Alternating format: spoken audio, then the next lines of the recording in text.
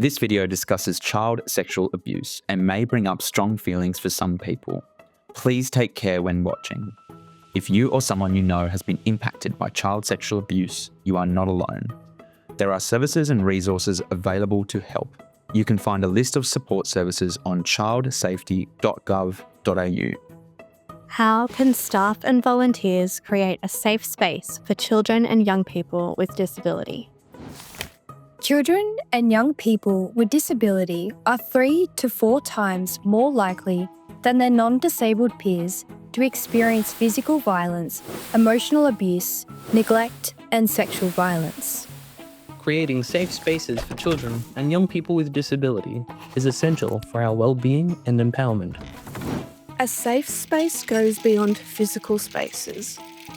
Of course, we want smooth paths, wide doorways, and ramps so we can join in without worrying about getting hurt. But a truly safe organisation also places importance on the prevention and response to child abuse. As a starting point, all organisations should be implementing the 10 national principles for child-safe organisations. They provide a foundation for how organisations should keep children and young people safe. They are flexible and can be applied to a variety of organisational types, sizes, and capacities. Organisations must have child safety policies and procedures in place. They could also have child safeguarding officers who are trained to respond to child abuse disclosures in a trauma-informed way. A safe space is where volunteers and staff are trained to understand child safety risk. They know what increases the risk of child abuse, including child sexual abuse in their organisation. They understand general protective factors to reduce the risk of child abuse, as well as disability-related protective factors, such as always seeking our consent before helping us with personal care. Volunteers and staff should know the signs of child abuse and grooming, and understand us as individuals so they can tell when something might be wrong. They should know how to report suspicions or allegations of abuse or other misconduct. There should be zero tolerance by staff and volunteers for any abuse or discriminatory behaviour. Any suspected or alleged cases of child abuse should be reported immediately. Organisations must have child-friendly complaint processes so we can raise our concerns in a way that is comfortable for us. Staff and volunteers must be aware of how we communicate so they can understand when we are telling them something is wrong. They also need to know how to respond to disclosures of child abuse, including child sexual abuse. We need to be heard and taken seriously. Children and young people with invisible disability feel safe when volunteers and staff understand that we have a disability even if they cannot see it. For example, we might need extra time or someone to explain things to us in a way we can understand. Some organisations have posters about the Sunflower Scheme, which is the recognised symbol for invisible disabilities. Cultural safety is especially important for Aboriginal and Torres Strait Islander children and young people with disability. We deserve to see our culture respected and understood so we can join in and feel like we belong. Volunteers and staff can show respect for different cultures by learning about cultural practices, including Aboriginal and Torres Strait Islander communities.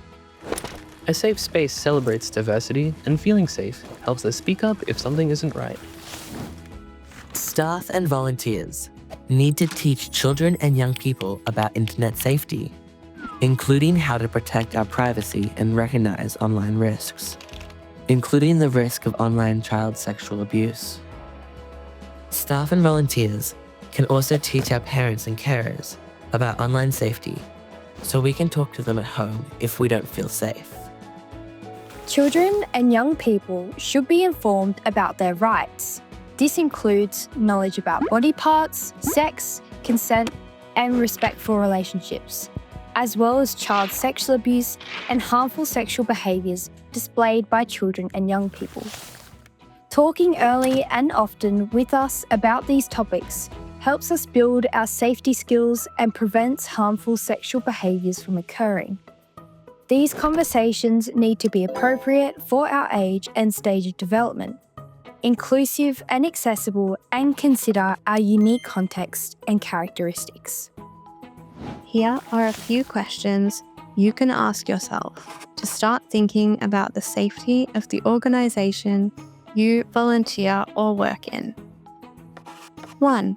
Do I show respect and support the autonomy of the children and young people I work with by, for example, asking for consent when assisting them with self-care?